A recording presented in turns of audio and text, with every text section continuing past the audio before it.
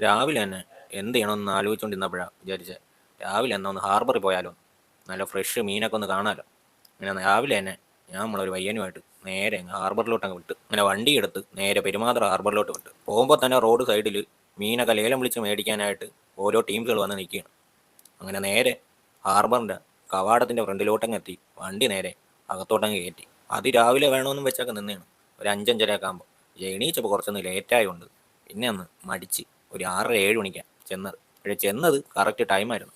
വള്ളങ്ങളൊക്കെ വന്ന് മീനെല്ലാം അവിടെ ഇങ്ങനെ അടുക്കി പറക്കി വെച്ചേക്കായിരുന്നു. ഒരു സൈഡിൽ ചെറുകിട കച്ചവടക്കാരും മീൻ വിൽക്കുന്നുണ്ട്, വേറൊരു സൈഡിലാണെങ്കിൽ വലിയ വലിയ ലേലങ്ങൾ നടക്കുന്നുണ്ട്.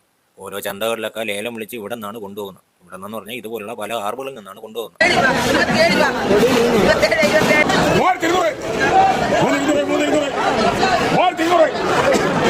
അങ്ങനെ വന്ന വള്ളങ്ങളുടെ മീനൊക്കെ ഒരു സൈഡിൽ നിന്ന് ലേലം വിളിക്കുന്നു.